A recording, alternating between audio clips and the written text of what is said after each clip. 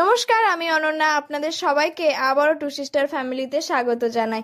আমি আবারও চলে এসেছি আপনাদের সামনে একটি নতুন মিষ্টির রেসিপি সাথে নিয়ে। আজকে আমি আপনাদের বানিয়ে দেখাবো একদম দোকানের মতো স্বাদের মুচমুচে রসালো জিলিপি।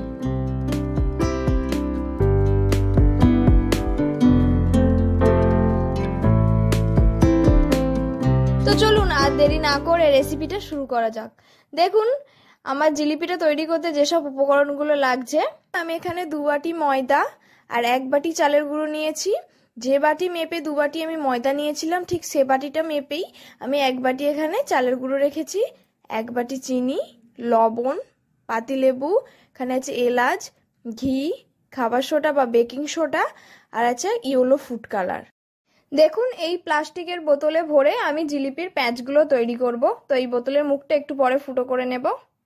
আমি এবার জিলিপির ব্যাটারটা বানিয়ে নেব। তো 2 বাটি ময়দা নিচ্ছি, তো তার 1 বাটি চালের গুঁড়ো, 1 চামচ লবণ দিলাম, 1 চামচ খাবার সোডা, এখানে ঘিটা 4 চামচের মতো ঘি আছে। আমি এবার শুকনো উপকরণগুলোকে ভালো করে মিশিয়ে নেব।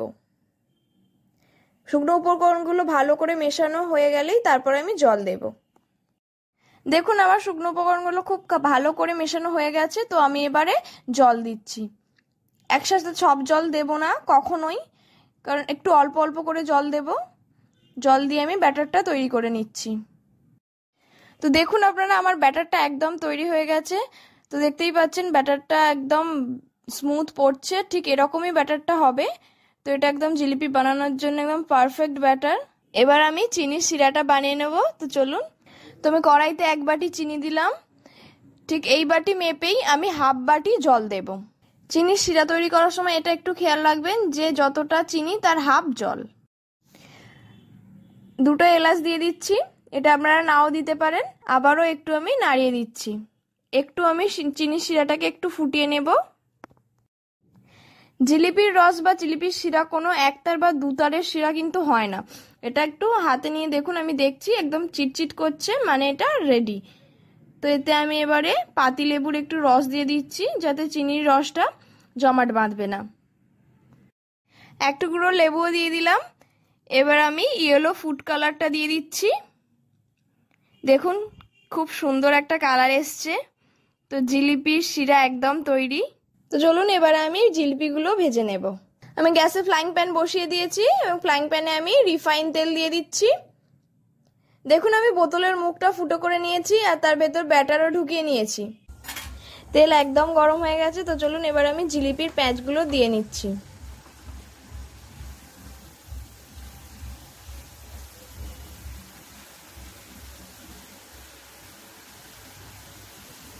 আমার জিলিপিগুলো দেয়া কমপ্লিট। তো আমি এবারে এক সাইড হয়ে যাওয়া পর্যন্ত ওয়েট করব।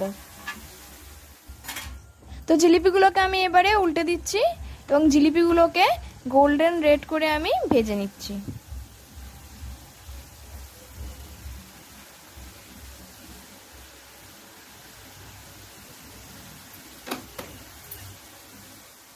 জিলিপিগুলো একদম ভাজা হয়ে গেছে। তো আমি জিলিপিগুলোকে তেল থেকে তুলে নিচ্ছি।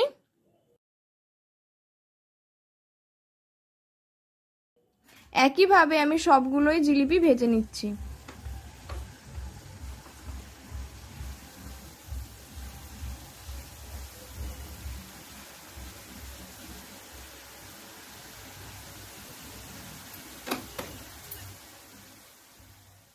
দেখুন, আমার সব জিলিপিগুলো ভাজা হয়ে গেছে। এবার আমি জিলিপিগুলোকে রসে দিয়ে দেব।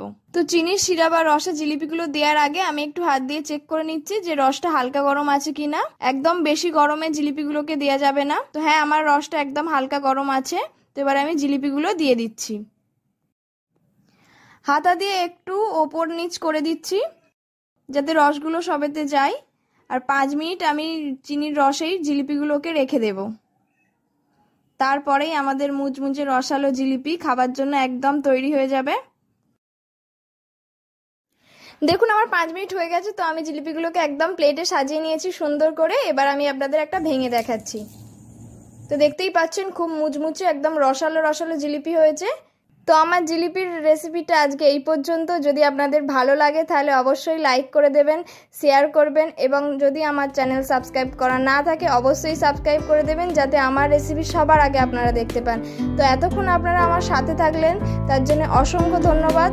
আজকের ভিডিওটা এই পর্যন্ত। আবার দেখা হবে অন্য কোনো দিন অন্য কোনো ভিডিও নিয়ে। বাই বাই বন্ধুরা, সুস্থ থাকবেন।